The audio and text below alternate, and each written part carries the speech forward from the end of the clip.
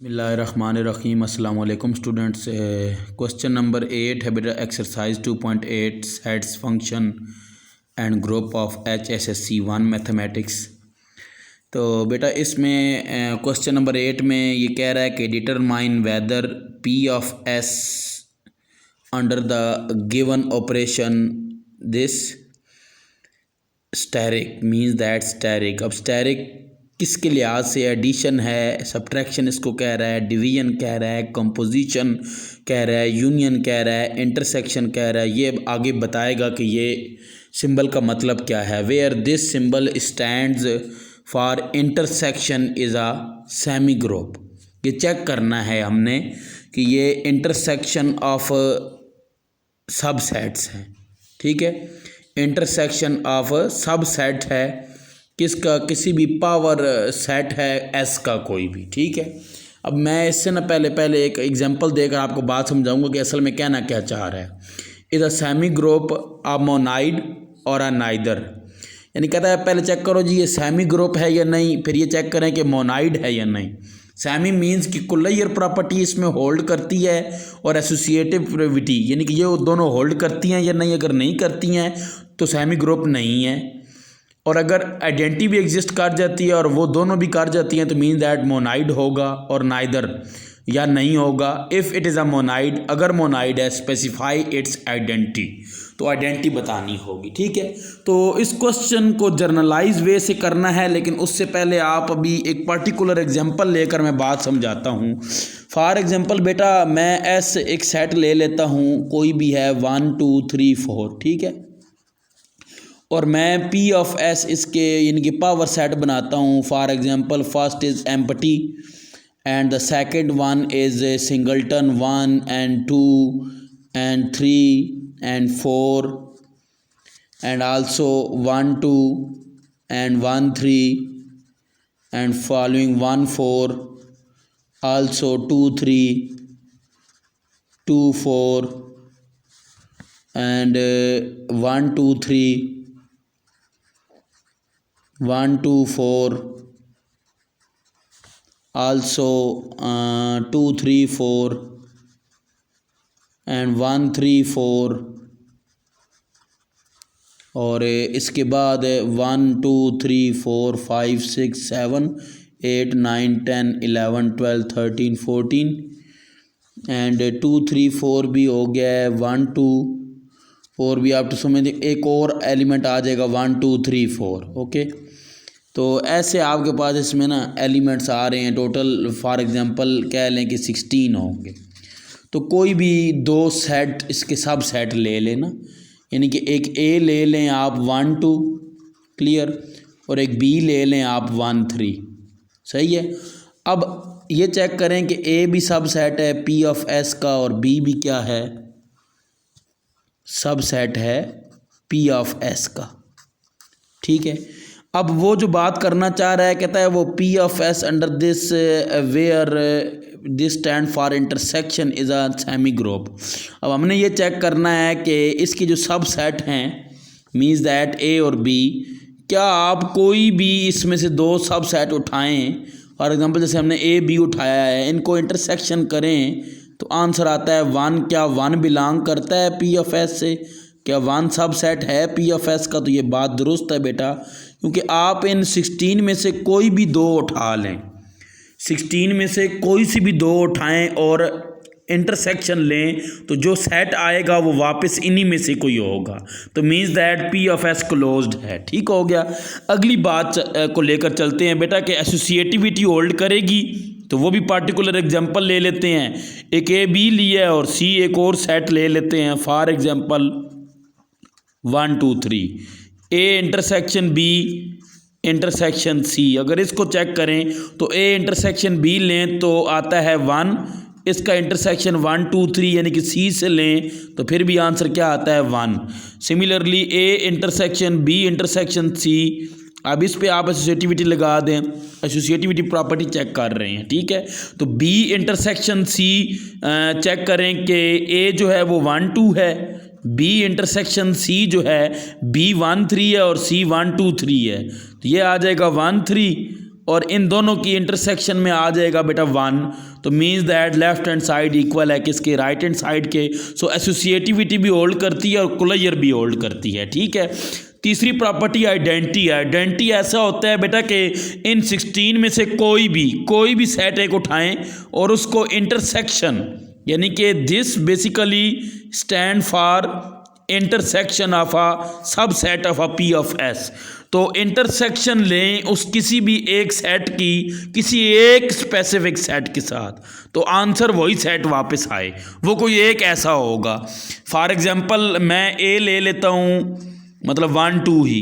अब ए के साथ किसकी इंटरसेक्शन लें कि ए वापस आए। अगर हम लेते हैं 5 की तो वो तो 5 आ जाएगा, 1 के लेते हैं तो 1 आ जाएगा, 2 के लेते हैं तो 2 आ जाएगा। बट हमें तो चाहिए बेटा 1 2 वापस चाहिए। 3 की लें तो 5 आएगा, 4 की लें तो 5 आएगा, 1 2 की लें तो 1 2 हाँ इट सेल्फ आता है। लेकिन ए आइडेंटिटी कह नहीं सकते, क्यों?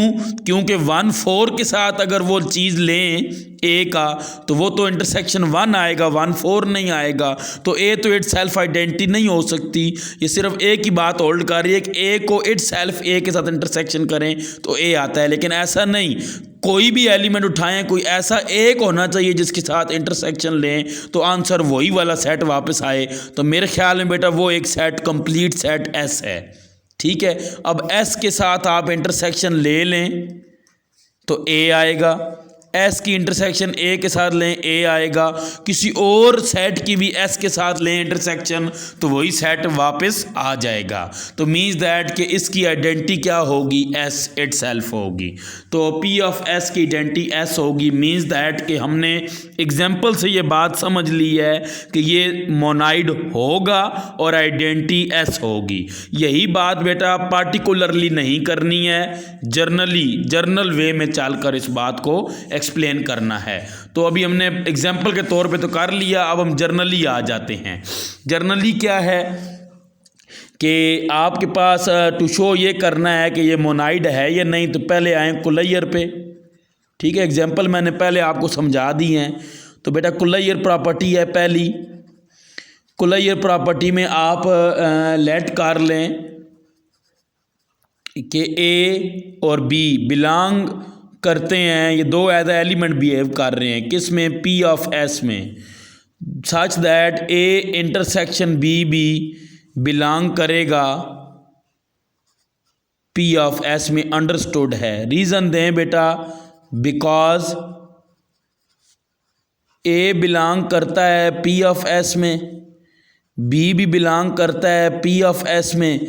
तो दोनों मीन्स दैट के कह लें कि एलिमेंट्स हैं, तो इनका जब इंटरसेक्शन, दोनों सेट्स हैं, जब इनका इंटरसेक्शन लेंगे तो कोई तीसरा set for example A prime आता है तो वो अंडरस्टूड है कि वो भी सब सेट होगा, या फिर कह लें बिलोंग करता होगा किस में, पी ऑफ एस में। जैसे कि हमने पहले एग्जांपल दी थी कि अब देखें ए है और बी है, इन दोनों का इंटरसेक्शन लेंगे तो एक और एलिमेंट 1 आएगा। 1 इज़ अ एलिमेंट, 1 सेट है, सिंगलटन सेट, बट ये एलिमेंट है किसका, पी ऑफ एस का।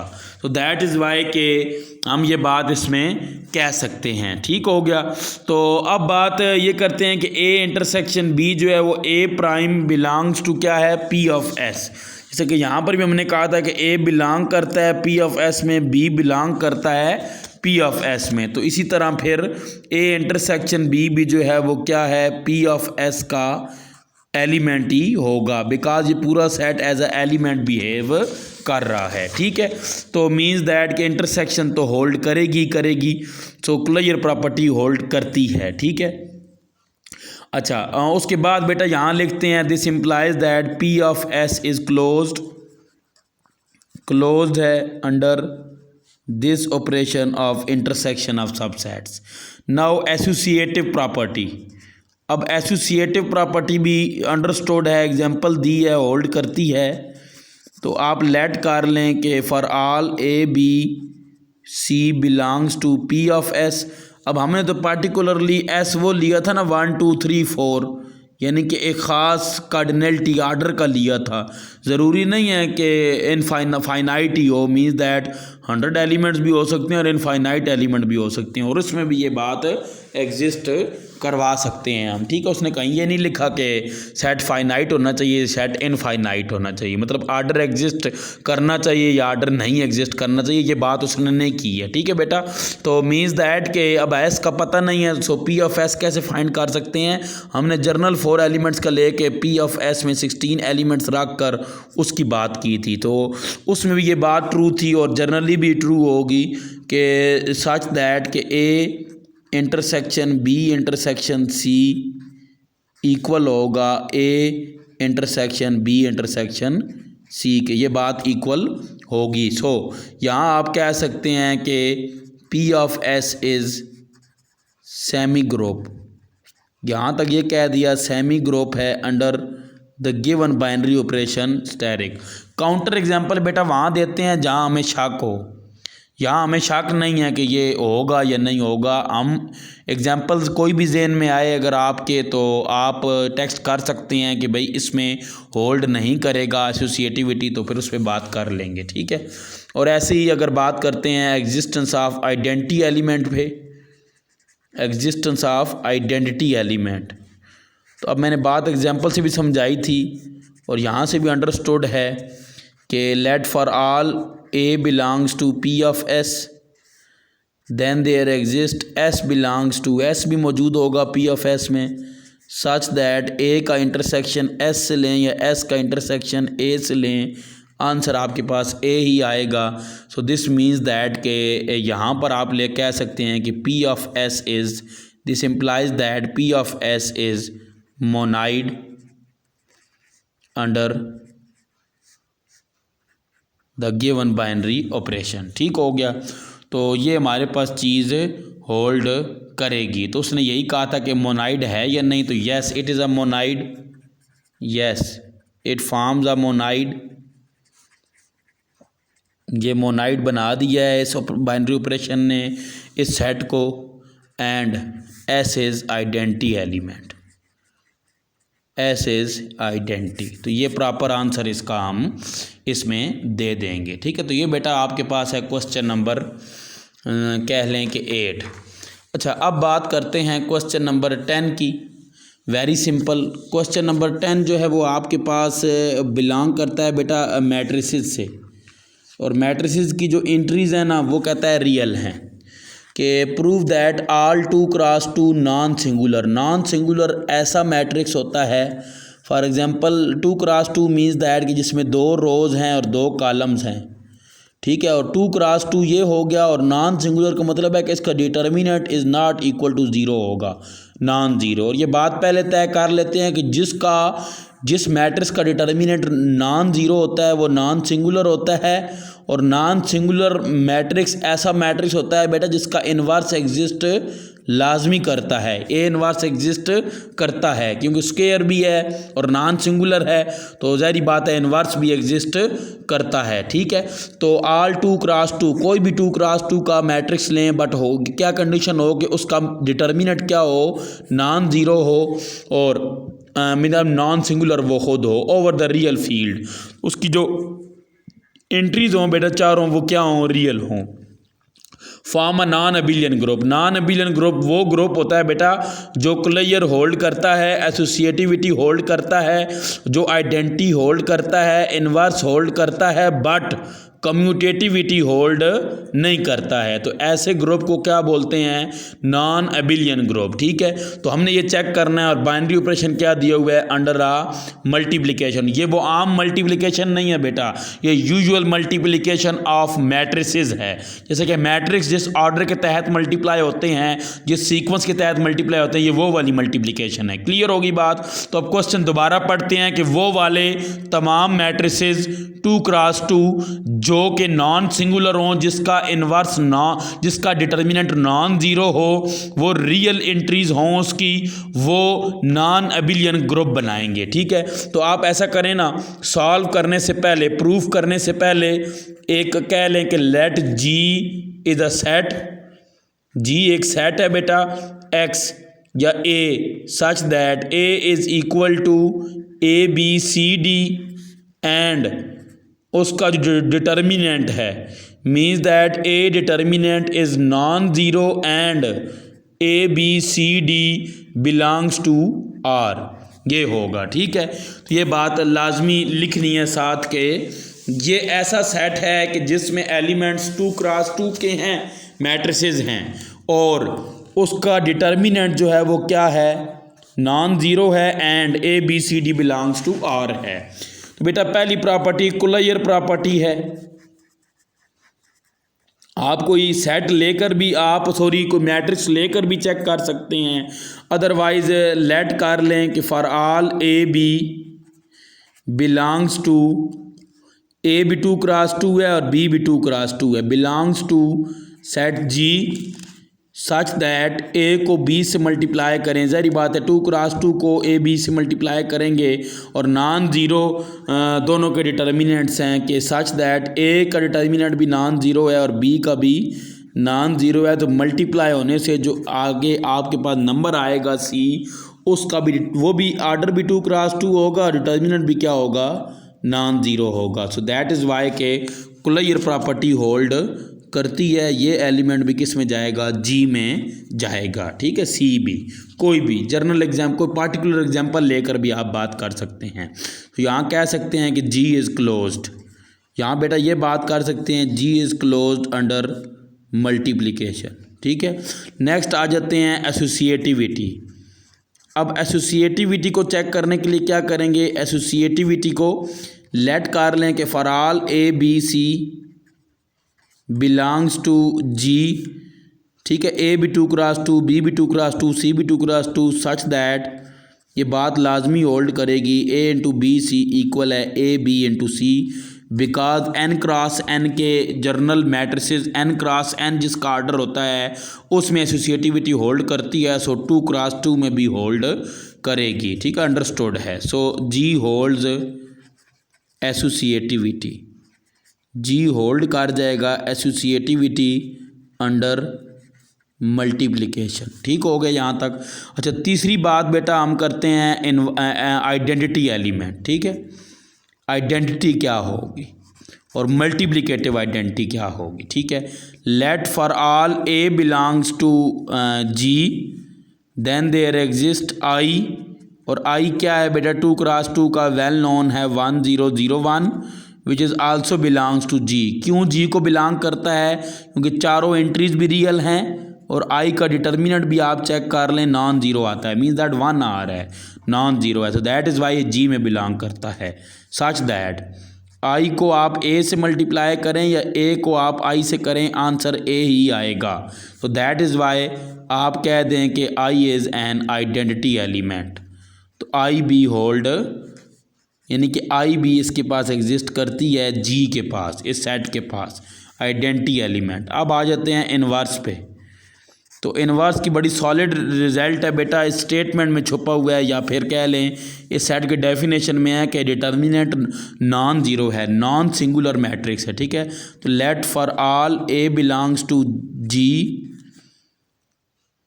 सच दैट, या there exist A inverse, A inverse लाजमी एग्जिस्ट करेगा belongs to G because A का डिटर्मिनेंट नॉन ज़ीरो है और नॉन सिंगुलर मैट्रिक्स का इन्वर्स लाजमी एग्जिस्ट करता है। सो ए इन्वर्स एग्जिस्ट, और वो ए इन्वर्स लाजमी बात है जी में होगा।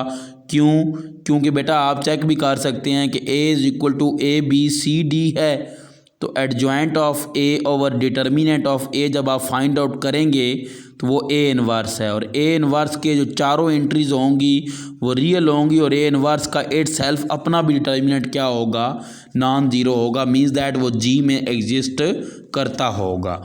अब आपने क्या करना है, सच दैट ए को ए इन्वर्स के साथ मल्टीप्लाई कर दें या ए इन्वर्स को ए के साथ, आंसर आइडेंटिटी आएगा। सो यहाँ पर आपने कह देना है कि G is a group, G is a group under multiplication. Last में प्रॉपर्टी है आपके पास कम्यूटेटिव प्रॉपर्टी। अब कम्यूटेटिव प्रॉपर्टी बेटा आपके पास क्या है कि दो एलिमेंट ले लें, एलिमेंट मीन दो मैट्रिक्स ले लें, A B belongs to G such that कि A B is not equal to B A, commutativity hold नहीं करती है बेटा, बिकॉज रीज़न क्या देंगे कि इन जर्नल मीन्स कोई भी एक केस में तो हो सकता है कि ए बी इक्वल आए बी ए के, लेकिन हर एक में नहीं, हर एक के लिए नहीं होल्ड करेगा कि A B in general A B is not equal to B A in matrices.